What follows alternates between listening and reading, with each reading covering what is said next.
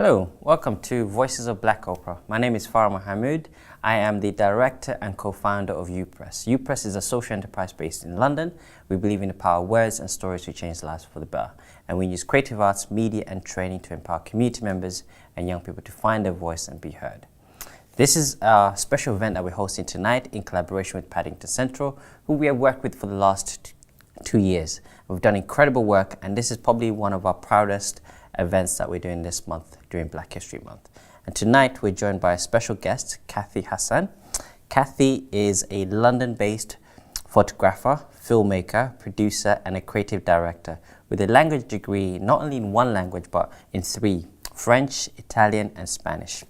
She graduated from the University of London and went on to study photography and film, uncovering a rich visual language that became part of her trademark. She also runs a production company called Burrogrande Productions Films. So let's give a warm welcome to Cathy Hassan. Cathy, thank you for joining us tonight. Thank you, Farah. Thank you. You're welcome. Well, Cathy, I had a chance to watch over Voices of Black Opera, powerful documentary film. I want to know a little bit more about the film and the stories behind it. But before we dive into that, I want to know a little bit more about Cathy. So Cathy, tell us a little bit, something interesting about you as a filmmaker and as a photographer, and as overall as a creative that most people don't know about you. That's always a tricky question because you don't want to give too many secrets away. But I would say I'm really passionate about storytelling. And particularly I'm passionate about the millions of stories that are within our community and further afield that we don't get to see. I'm really committed to amplifying those voices. I would say that would be one of the main messages I'd like to send through my work. Amazing. And it clearly speaks through your work as well. And that's something that resonates with us as well because we're a champion for storytelling and really representing those community members that don't have a voice. I'd be interested to know what was the inspiration, what was the spark that, got you to create this film? So I think first just kind of picking up from when you say championing these voices. I think what's quite nice about this event and working with yourselves, UPress, is to come together and put the light, shine the focus on the stories that we don't normally hear about. So going back to Voices of Black Opera, I was actually looking through my emails, which is great because you really have a trail. I mean, this is going back to over 8 years now. I did it 8 years ago. And I think I saw something online and I approached an organisation called the BBCF, which is the Black British Classical Foundation. And quite often you find with a lot of these organisations, they're absolutely receptive to getting involved in projects that involves promoting them and shining, a very positive light on the work they're doing. And often you'll find that, it's a struggle, no matter how big the organisation is or how much visibility it is, quite often within our community, there is still a struggle on resources. So for me, and also for that organisation, it was just a great marriage because I was going to bring my skills and be able to film something for them that would enable them to market what they're trying to do out there and promote these beautiful voices. So I one day went with a crew, myself, a camera guy, and we went to a rehearsal that they did in a place. It was a basement, I believe, or part basement, but it was a cafe restaurant. And they did a rehearsal, which was just absolutely amazing. And then following that, I then went to film them in a church in the West End. And that's how I managed to put together and get these wonderful stories and just being able to see behind the scenes and how these just robust, beautiful big voices come together within this church and deliver such beautiful performances. Amazing. Yeah. And the work itself, it speaks for itself. And what captured my attention straight away is the unique voices that you captured throughout the whole documentary film. And it was such quite an array of voices and different experiences and journeys as well. I'd be interested to know, if you had to choose one story out of the different interviews you captured that you'd focus on, what would it be and why? I've never really looked at it that way because I think they've all got very different stories. I mean, one of the things about us as a community, and by that I mean people from the African and the Caribbean diaspora, and wider, is that we tend to be seen as kind of monolithic, so just one voice. And I think that's what you picked up. Everyone has a different journey, a different story, different experience. It's a whole multitude of different beautiful collections of experience. So I wouldn't say there's one particular one that I came away and thought I would like to expand more into that. Very interesting. Thank you for that, Kath. And also, I'd be interested to pick your brain a little bit more, especially, you know, as we celebrate Black History Month and all around voice representation and the diversity of, you know, UK and Britain. How important, I would be interested to hear your thoughts, is how important is accurate representations of those community members? Like in this case, we're looking at Black operas that are sometimes not seen or heard. I think I'm not so sure I'd go for the word accurate. Mm-hmm. Don't want to censor dialogue, but I think authentic is probably what I would want to put out there, which is, you know, this is their space. It's a platform for them to be able to tell the stories. They are the owners, the creators of their story. So I think it's very important. We don't get a lot of that quite often. The stories are taken and they're either sensationalized, bastardized, denigrated, or just twisted to fall in place with certain narratives, whether they're political, social, cultural narratives. And quite often they can eventually, in time, not necessarily just at that point, but hinder impact on the authenticity of the story. So for me, it is also more than anything else about authenticity. Amazing, amazing. And so you're from West London, isn't it? You're from West London. I was born in just off Portobello Road, so I am Notting Hill. Amazing.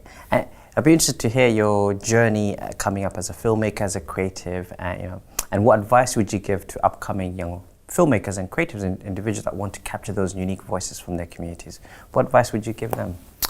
I think most important is to really be honest with yourself as to why you go into filmmaking. You know, if you're looking for a quick buck, it's going to be very difficult. It's a long journey. If you're looking for fame, you need to kind of really reevaluate that.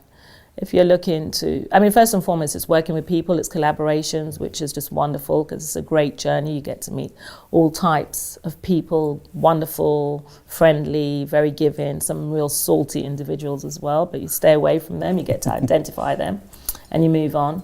I think really study your craft, and I know it sounds kind of cliche, but the technology changes all the time, so don't let the technology stop you there. There are some fundamentals like storytelling, and that is, you know, get out there, watch as much as you can, and look at different traditions of storytelling in different communities, different cultures. But there's some basic fundamentals, and one of them is don't be afraid to ask questions. I think that's be curious about what you want to do, and also allow yourself to fail. I mean, all great work has come from failure. It's impossible to, and don't feel intimidated. And if you have an idea, research. Research is so important. And through that, you get to identify what works and what doesn't. The technology is cheaper now, so, you know, just with your mobile phone, you can put together a really interesting story and get to develop an audience, you know, go out there and collaborate. Through collaborating, you'll learn, you'll come across some great stories, some great angles, and also research on the greats, those who come before us. And this is across the board, whether it's filmmakers in Bangladesh, India, China, France, Italy, Nigeria, South Africa, Burkina Faso. Get out there and you'll see that it's just so much beautiful stuff to be inspired by. Amazing. Thank you, Cathy. Very insightful and appreciate the advice as well. So all the young people and all aspiring creatives out there, take a note of Cathy's journey and incredible advice as well. Also, before we screen the actual documentary film, what could you tell our audience, what can they expect in the film tonight? I think you're going to hear some amazing voices. I think more so at this given time, in this time and place, and with what's going on in the world, and the world is quite sick. It's the internet, to be able to do something like this is really important, and to understand that music is such a huge unifier. It's probably the biggest. We all connect with music in some shape or form. And it's wonderful to be able to bring this to people. And through music, there are people who are going to learn about others and their experiences, their challenges, and also hopefully keep supporting. I think it's really important. Support in any way that you can, in kind, financially, spread the news. Just keep spreading the news about what's going on in our community, which you might not know about, even though you do live in a community or you live in the fringes and you live elsewhere. But I think just carry on and be part of that movement that amplifies the voices and celebrates everything that we all collectively do. I think that would be it. Amazing. Thank you, Cathy. Thank you. Yeah, along with Cathy's powerful Voices of Black Opera documentary film screening tonight, we also have a special performance by Juwon, who's going to be performing tonight, and will give you a bit more information, but I don't want to reveal too much because I want you to fully experience it and enjoy it. And also I want to take this moment to thank our incredible team that made these Black History Month events possible this month. Start with, I want to thank our filmmaker and a creative freelancer, Chris, behind the camera, who's doing incredible work. Along with Chris, we also have Amando, who's been with us as well in doing incredible work behind the scenes. Along the way, we had Sagal, who did the interview with Charlie Phillips. If you haven't seen a video yet of the screening, make sure you click on it and watch and catch up on the last interview we did. Powerful, powerful piece. Also want to thank Samir, Anna, Liv, the UPress family and community for always believing in us and supporting us. I also want to thank Charlie, Juwon and Cathy for making this collaboration possible and bringing this together. And lastly, I want to thank the Paddington Central team, specifically Jody and Faznara, for working with us to make sure everything runs smoothly and to bring these events to you tonight as well. So to find out more information about UPress and what we do, visit upress.org.uk. Cathy, where could they find out a bit more information about you and your work? So it's Burrogrande Films, which you can find on YouTube, Burrogrande Films Production as a company. But Burrogrande Films, pretty much, you Google that and you should see quite a lot of content and a couple of docs that are currently in production, and they will be screened next year at some point as well. And I do have imminently a documentary on the African roots of dance in Cuba, so I'll be dropping some content around that. Amazing, amazing. Looking forward to that. So yeah, I hope you enjoy the screening coming up and the performance by Juwon. Thank you again for joining us tonight, and we look forward to connecting with you soon. Take care.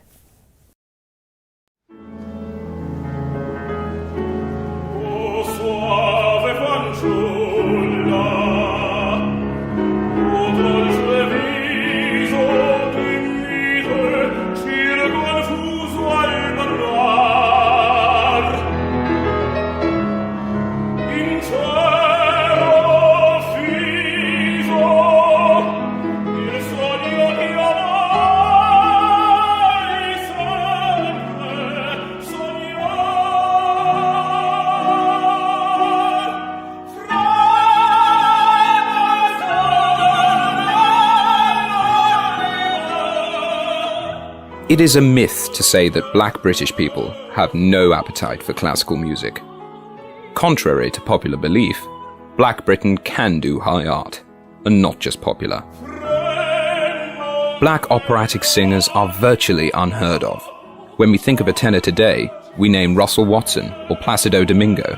Yet only several decades ago, the world's most recognized black man was the American singer, actor, political activist, and tenor Paul Robeson. People of African descent have long been involved in classical music as creators, interpreters, and performers.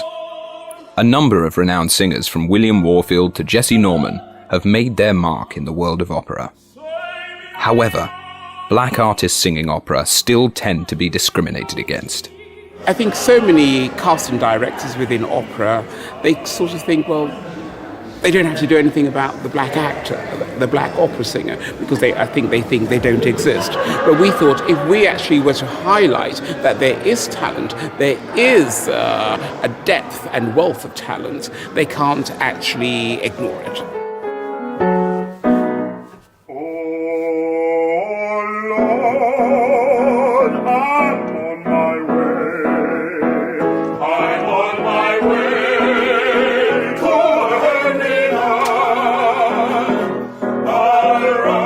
For me to be an opera singer was quite a difficult journey for me, I have to say.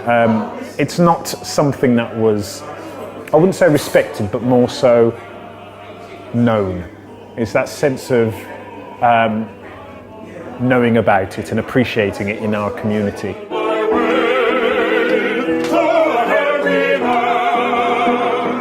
Who is in their right mind as a black person could be an opera singer?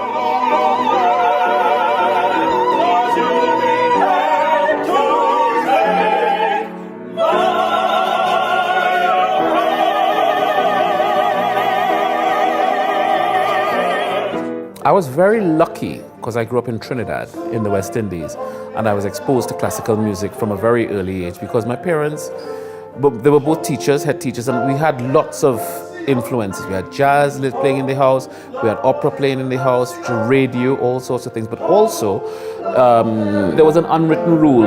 You could be whatever you wanted to be. You could be whoever you wanted to be. And growing up in that kind of atmosphere, you just learned and just aimed for whatever you wanted to be. I mean, my parents themselves, when I told them I wanted to do opera, they said, nah, no way. They actually said no. But after a while, they realized you're really serious about it, because I had to show that I was serious about it.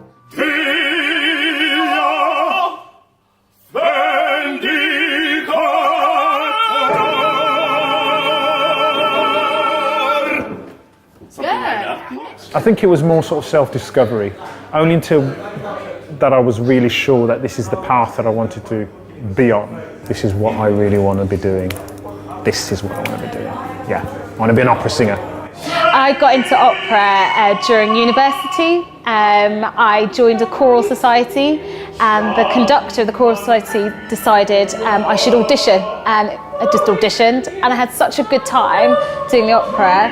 I started looking for more opera things to do, and it sort of snowballed from there. And then I went to music college, and now I'm a professional. I've done musicals, I was in a pop band, but I love opera because of the challenge that it gives me with the actual singing, the languages, having to sing in French, German, Italian, and even Russian sometimes. I love that about it. That it thrills me. It thrills me. What I love about opera is it's like an escape. You can delve into a character and be lost, and it's amazing. It's an amazing escape, and I can't believe that you get paid to play for a couple of hours every night. It's amazing.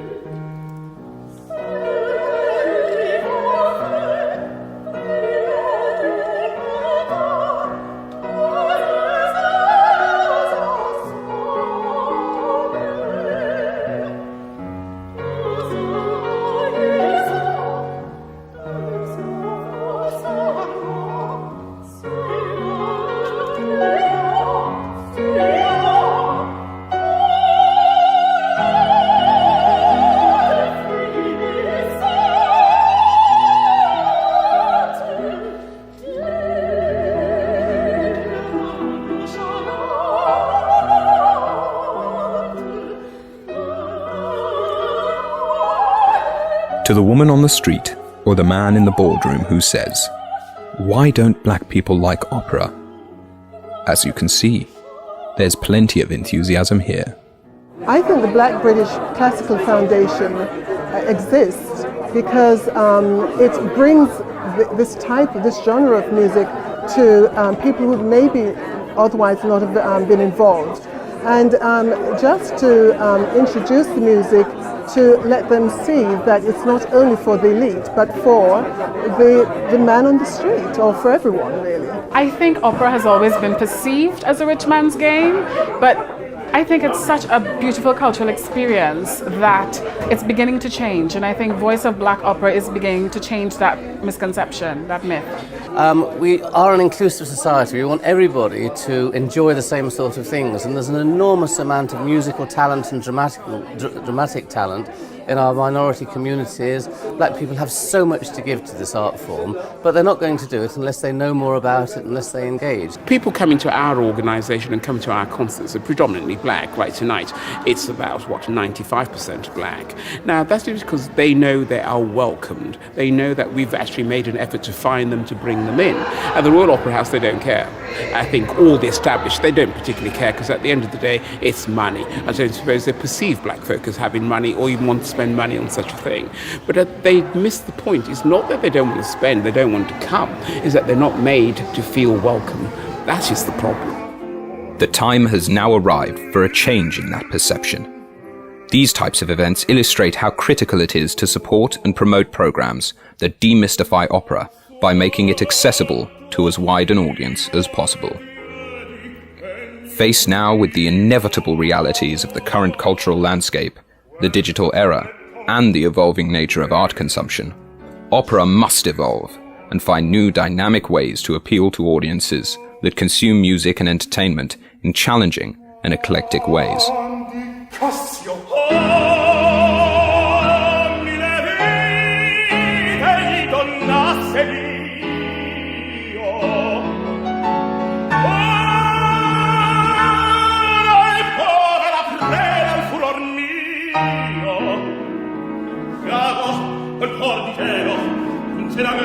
pietose larve, tutto indomano amore sano al cielo, guardami e esponeme nelle sue spire d'angue litra vite, ma sangue, sangue, sangue. Driven by the desire to keep operatic music in all communities and schools, the BBCF works tirelessly in presenting excellence among all classical singers and provides a platform that encourages and embraces new audiences. More and more so, opera is beginning to detach itself away from the mainstream community, mainstream education. And, children aren't really exposed to music and singing in general. So I'm always passionate about bringing, that sort of medium into schools. And I do that. I do that as a workshop leader, and I go around to various schools bringing my art form. Time and evening time and summertime and winter time. As you got your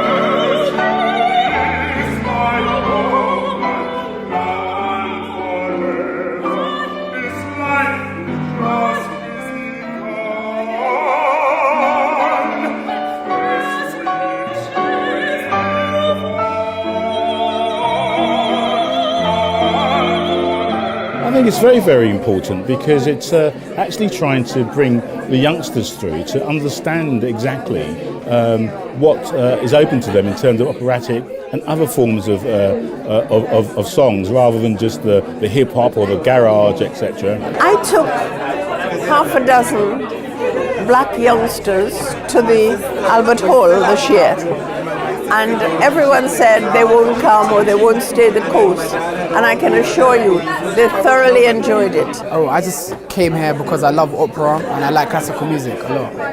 It made me feel quite emotional to see how much talent there is in the black community and how it can be shown through operas. So many of the great classical singers and musicians have actually their origins in the ethnic minority community. So it's what the black community can offer to classical music, but also what classical music and classical training can offer the young black musician, the young black singer.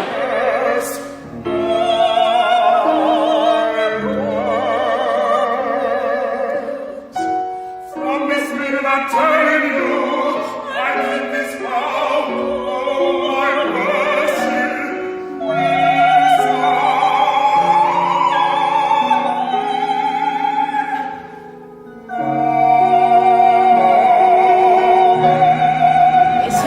Inspiring, so younger people, young generation get into it and just enjoy it, because it's not really out in the market as much as it's needed to be, really. Most of them will only perform in circles and to audiences that already appreciate the genre of music, and to expose it to a broader audience, to see the wealth of talent that we have that can tackle and master such amazing music is truly inspirational.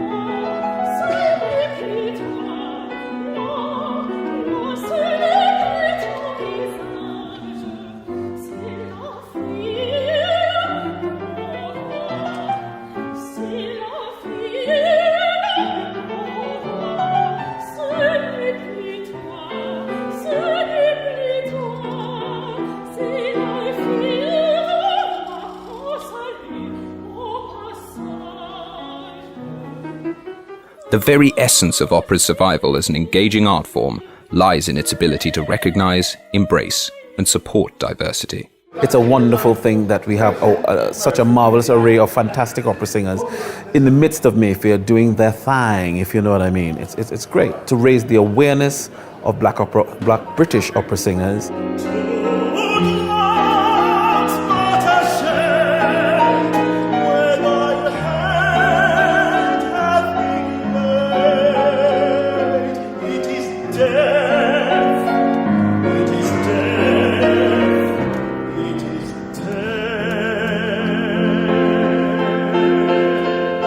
Even though we've had fantastic divas like Leontine Price, Kathleen Battle, we have had Simon Estes, we've had Willard White, we've had George Shirley, we have Martina Arroyo. A lot of these people are not British born or British trained. I consider myself a British singer because I'm British trained. And all these people here are British trained and British born as well. We need to expose these people, and there are very many of them singing at very high levels of the art in and around the world, and we don't know them enough in this country, unfortunately.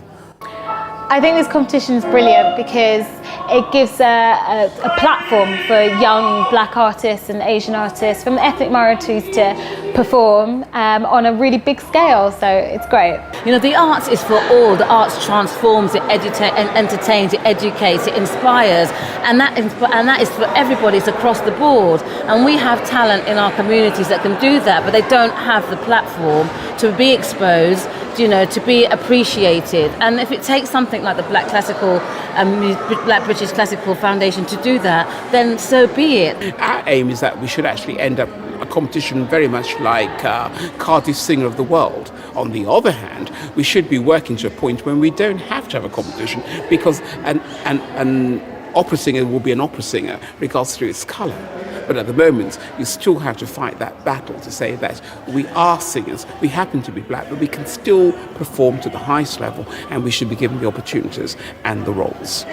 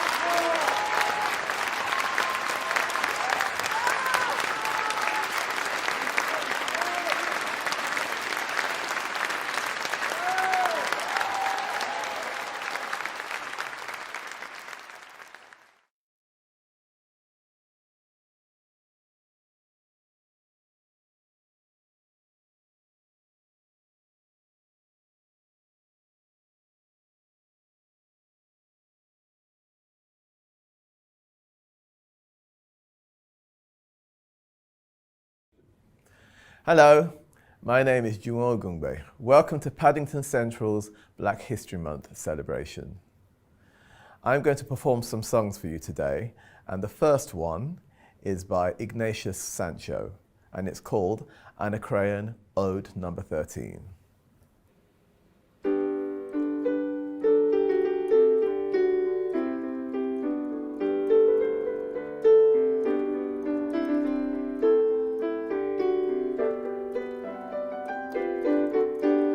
If the treasured God could give man a longer time to live, I'd employ the utmost care still to keep and still to spare. And when death approached would say, take thy fee and go away. Take thy fee, take thy fee, take thy fee and go away.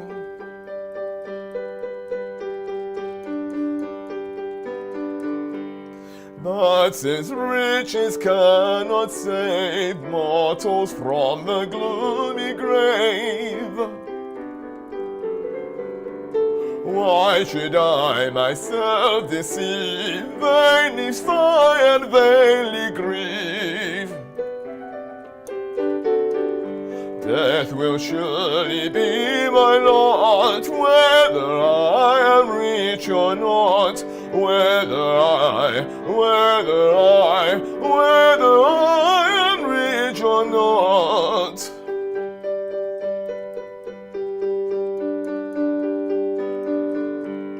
Give me freely while I live, generous wine in plenty give.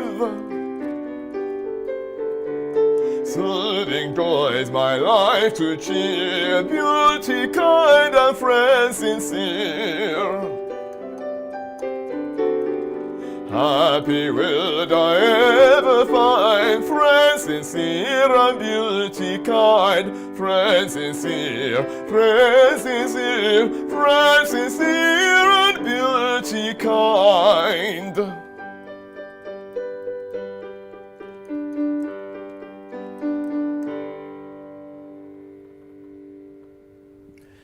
Ignatius Sanchez was the first black composer to ever have his music published. He was born on a slave ship, but lived in London in the 18th century between like the 1730s and 1780s. His childhood was sad because he was living as a slave, working for 3 sisters who treated him badly. He was then taken under the wing of a duke, and under that duke's wing, he was given access to musical education and literacy and other things.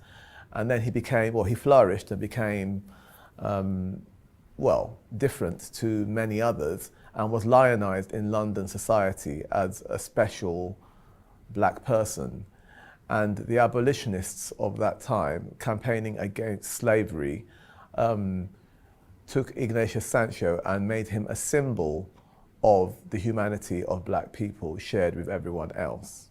He also made friends with David Garrick, who was a renowned Shakespearean actor at that point in time, who wrote a series of poems in praise of William Shakespeare. And one of those was called Sweetest Bard, which Ignatius Sanchez set to music. And so here is Sweetest Bard.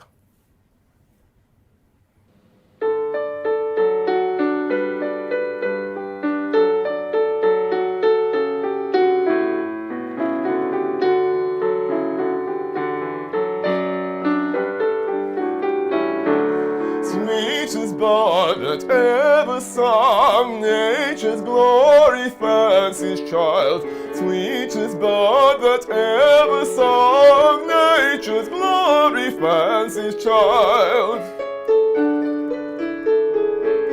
Never sure did witching tongue, never sure did witching tongue, never sure did witching tongue warble forth such wood notes wild, warble forth such wood notes wild, warble forth such wood notes wild.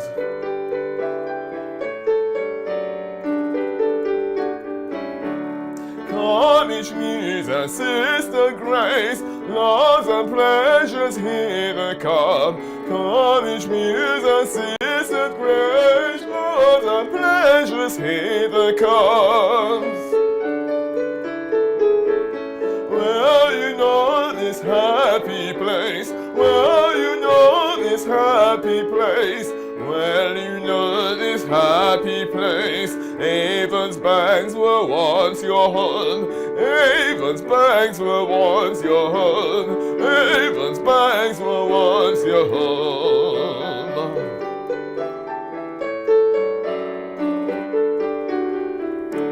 Bring the laurels, bring the flowers, songs of triumph to him raise. Bring the laurel, bring the flowers, songs of triumph to him raise. He united all your powers, he united all your powers, he united sing his praise, all uniting sing his praise, all uniting sing his praise.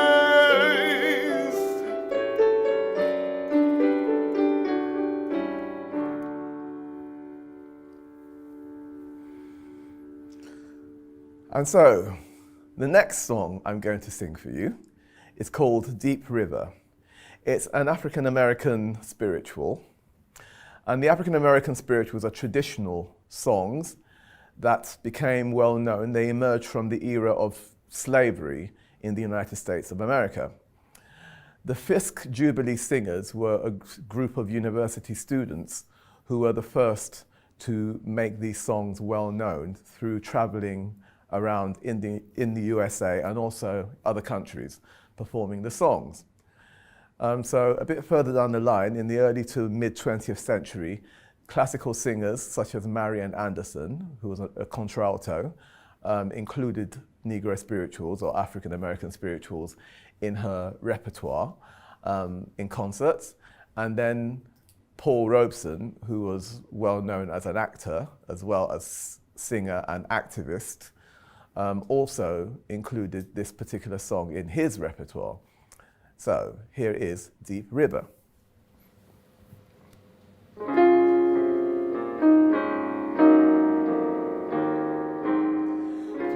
Deep river, thy home lies over Jordan. Deep river, Lord, I want to cross over into campground. Oh, don't you want to go to that gospel feast, that promised land where all is peace? Deep river, thy home lies over Jordan. Deep river, Lord, I want to cross over into campground.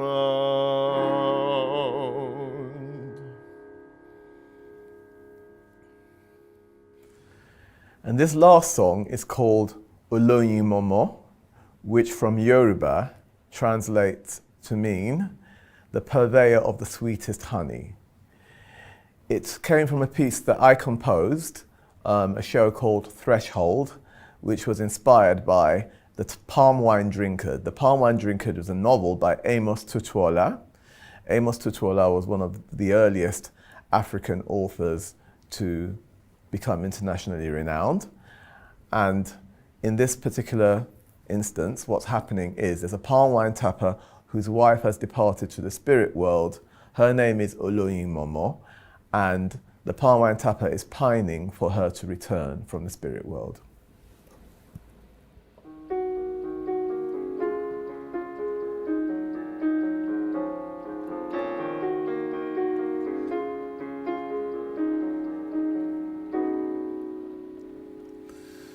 Oloyin Momo mi, padà wá kó súnmọ́ mi, dúró tì mí o nínú òtútù ní alẹ́. Oloyin Momo mi, padà wá kó súnmọ́ mi, dúró tì mí o nínú òtútù ní alẹ́. Oyin, oyin, Oloyin Momo, oyin, oyin, Oloyin Momo, dúró tì mí o nínú òtútù ní alẹ́. Oyin, oyin, Oloyin Momo, oyin, oyin, Oloyin Momo, dúró tì mí o nínú òtútù ní alẹ́.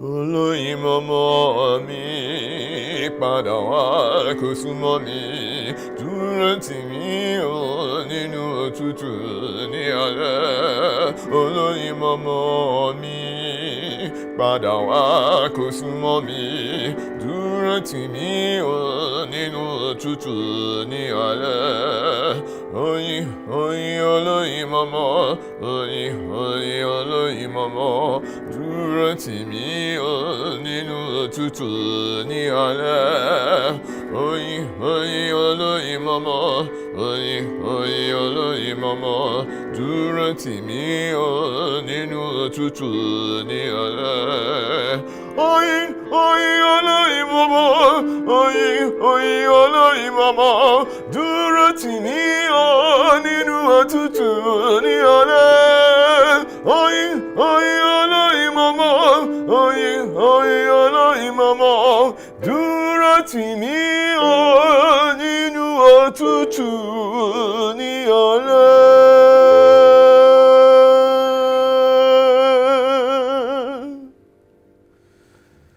If you would like to hear more of my music, you can visit my website or you can check out my YouTube channels.